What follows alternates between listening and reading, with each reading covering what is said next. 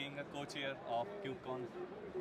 Uh, Sonali, as you are a co-chair and you have seen behind the scenes and massive scales here, Yeah. what is the one major trend or shift happening in the Indian cloud native community right now that has completely blown you away?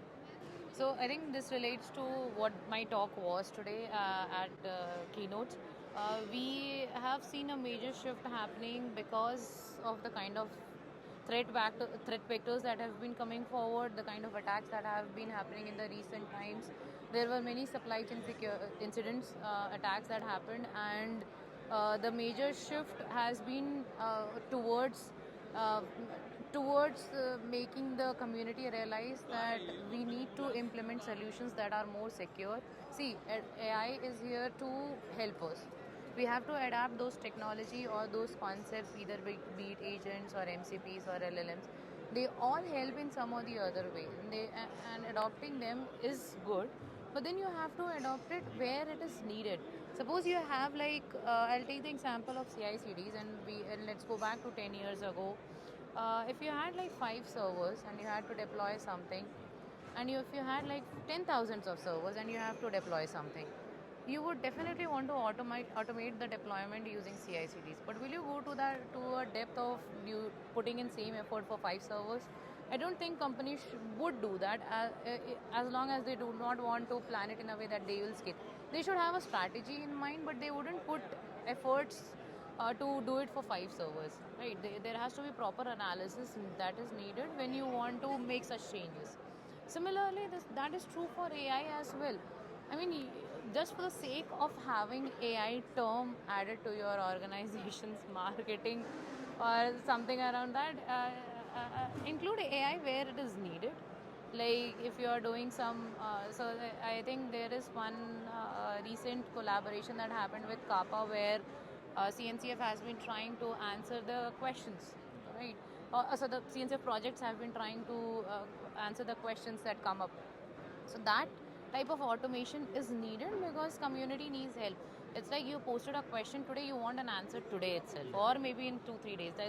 Yeah, but then the maintainers or the contributors do not have that much amount of time to. They have to handle issues, they have to handle PR, they have to work on the features as well. So they do not have time that much to dedicate their time and energy to answer these questions. But then you can give these projects that are helping to answer these questions the access of your whichever way it is workable, the access of your repository or internal docs which you have to answer those questions better, right? And you can have a like filtering system which answer suits best, or just have a scan through before publishing the answers. So that way some effort is reduced, and it's actually helping making the life of a developer better. So developer experience will improve in the process. Now this was true 10 years ago also, this is going to be true for next 10 years also. So the focus here has to be about security, about improving the life, making process more efficient. It shouldn't be about adopting the technology.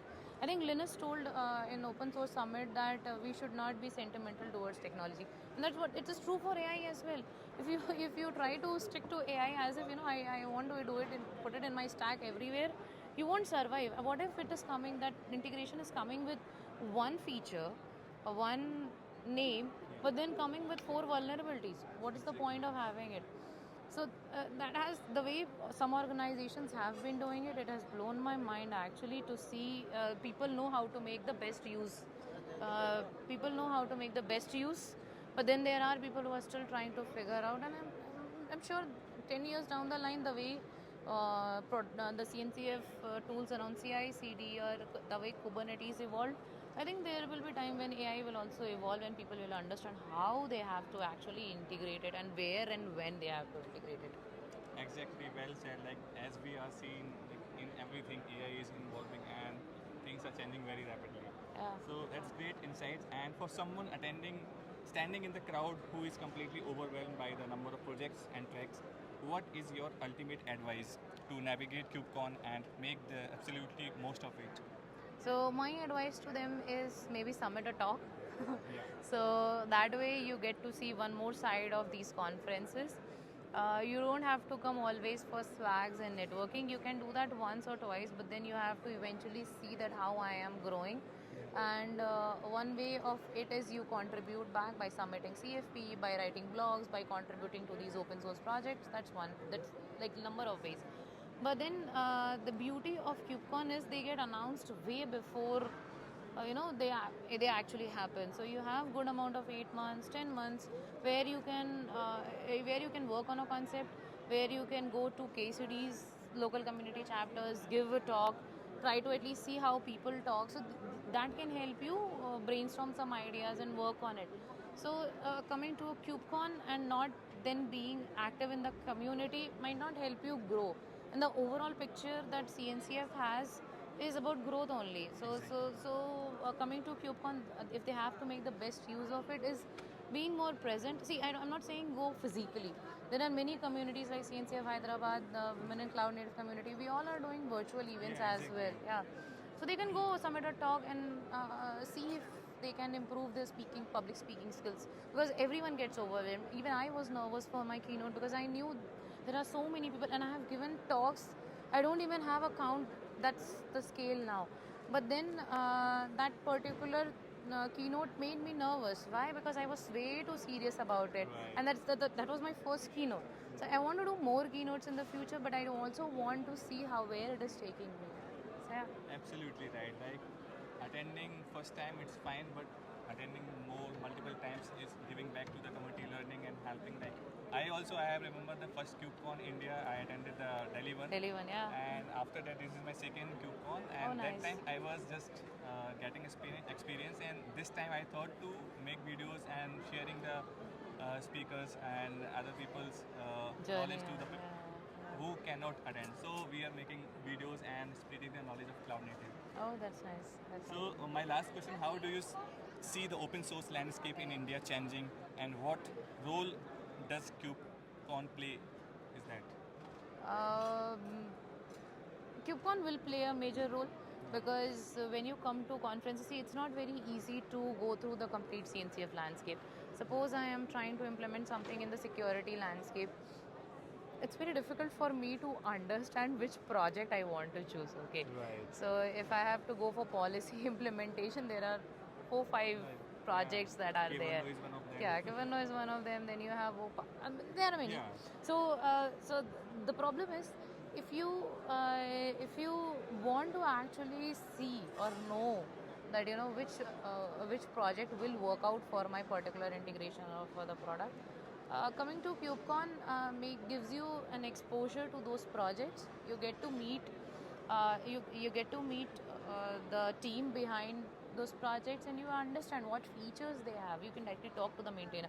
See, in day-to-day life, when these maintainers are already having a full-time job, actual life, and then maintaining a project, it becomes very difficult for them also to respond to these messages of the people. So coming to these conferences, when these people have actually taken out time from their busy schedule to be there on the booth, the best way we can make use of KubeCon is interact with them. If you want, I met the Chain Guard team, and I was so impressed to know the implementation that they have done.